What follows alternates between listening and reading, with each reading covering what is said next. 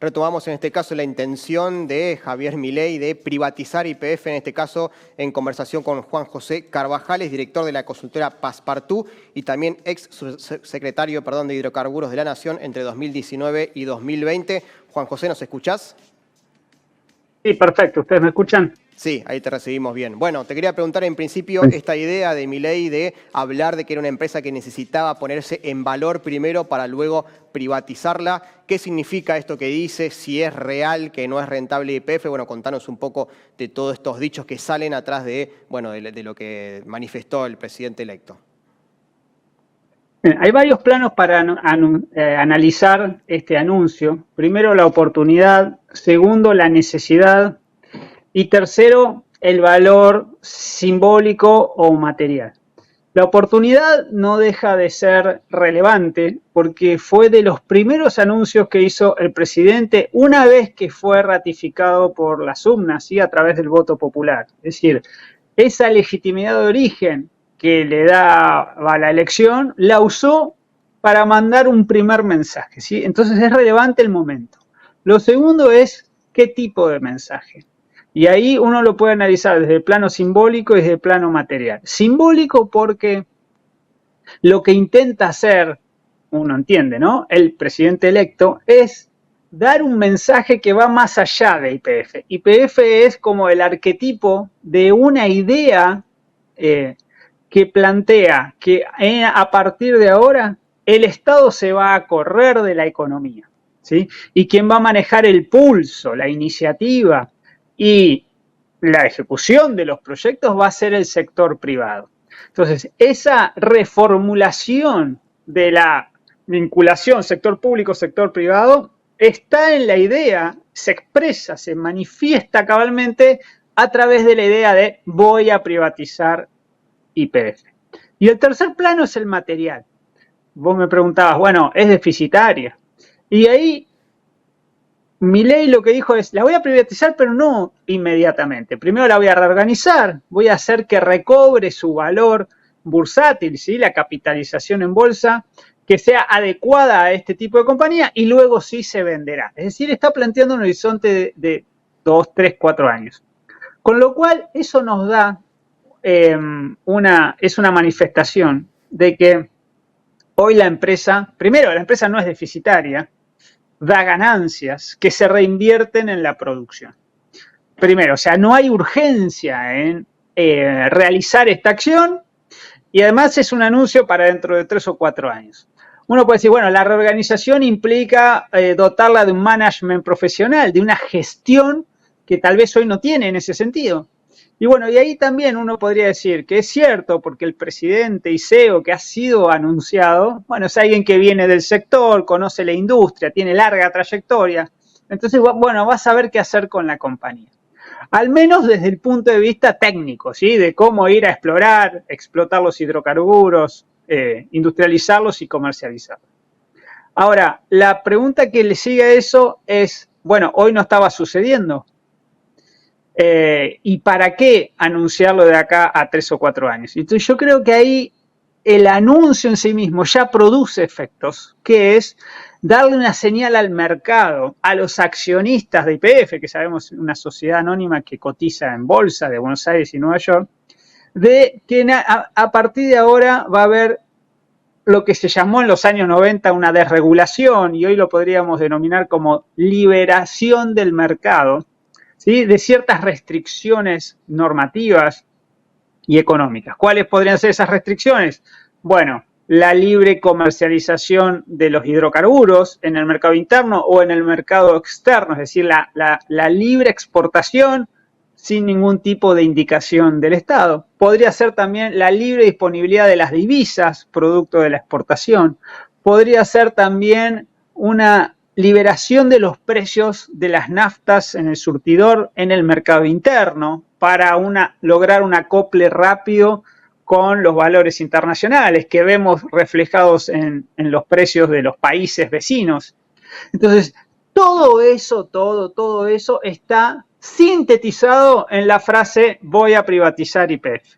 Sí, Juan José, es el mantra, ¿no? Es como el arquetipo. Entender también qué sucedió durante la gestión de Mauricio Macri con YPF, entendiendo un posible escenario, ¿no? Porque no podemos negar la incidencia que está teniendo en estos momentos el expresidente en el gabinete que se está formando de Javier Milei. ¿Qué sucedió para entender también un posible escenario que quizás no se ejecute esta privatización, como dice Milei, pero que puede haber otro escenario? Y contanos qué sucedió en esa gestión.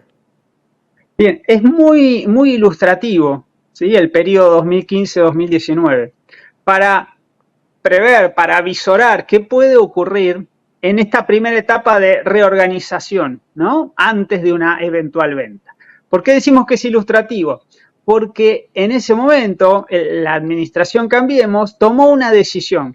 Recordemos que tenía un ministerio de energía, por primera vez se le dio rango a ministerio. Sin embargo, produjo un quiebre, ¿sí? Una separación entre las políticas públicas energéticas que comandaba el Ministerio y la Secretaría de Energía y la conducción de la compañía de bandera.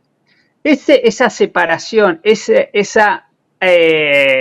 corte del cordón umbilical, lo que logró al final del día es que YPF sea una empresa más del mercado. Es decir, sin ninguna característica propia que la distinguiera de otras compañías que actúan en el segmento del upstream, de la producción de petróleo y gas, por ejemplo. Es decir, una empresa de corte privado que busca ganancia en todas sus acciones, que solamente privilegia una tasa de rentabilidad para sus proyectos. ¿Y eso qué resultados tuvo? Porque uno dice, bueno, es una modalidad, es una forma de manejo. ¿Cómo se traducía eso? Bueno, el Estado no le daba directivas al directorio de YPF. Decía, bueno, que se manejen con la profesionalidad de un buen hombre de negocios.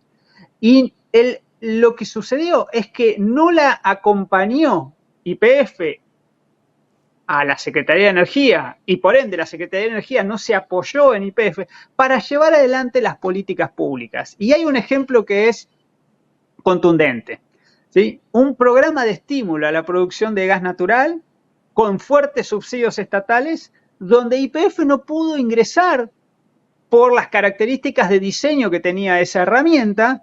Entonces, la principal empresa del sector, que era mayoritariamente estatal, perdió valor porque resignó market share, es decir, espacio en el mercado frente a las competidoras, tuvo que enviar a pérdida, ¿sí?, en su balance varios activos, llevó adelante proyectos que no tuvieron la viabilidad necesaria para crear valor para la compañía, como la exportación de GNL. Y luego, esto es lo más relevante de YPF, al final del día, es a cuánto se venden los combustibles, porque YPF adquiere de ahí el 70-80% de sus ingresos. Entonces, en el surtidor tampoco pudo desplegar una política de articulación con el Estado para que haya una estabilización de precios que le permitiera a YPF lograr una ganancia que después va a reinvertirse en el mercado interno. Conclusión, si ese es el modelo que se avecina, bueno, vamos a un esquema donde dejamos de tener una empresa líder del sector. Daría para muy larga esta entrevista, tenemos poco tiempo, pero te quiero preguntar, en este caso, para que cualquier ciudadano también pueda entender la gravedad en el caso de que, lo dijiste, muy difícil, pero en el caso de que sucediera rápidamente una privatización completa, en este caso de YPF, ¿cuál es la gravedad en términos soberanos y también, bueno, cuánto podría costar volver a tener una instancia política de recuperación, bueno, ¿no?, si esto sucediera de esta manera?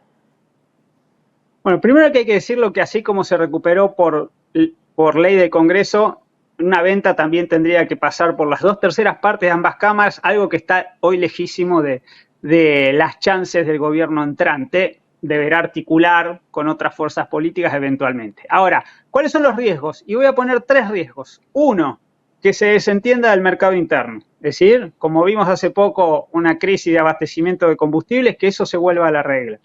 En combustibles, en gas natural, etcétera, en crudo para las refinerías. Segundo, que YPF se concentre solamente en aquellas áreas que son rentables, y le ponemos nombre y apellido, que es Vaca Muerta. Y saca el pie del acelerador de otras cuencas, por ejemplo el Golfo San Jorge, ¿no?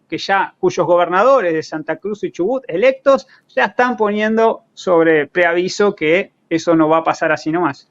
Y el tercero es que hoy una empresa totalmente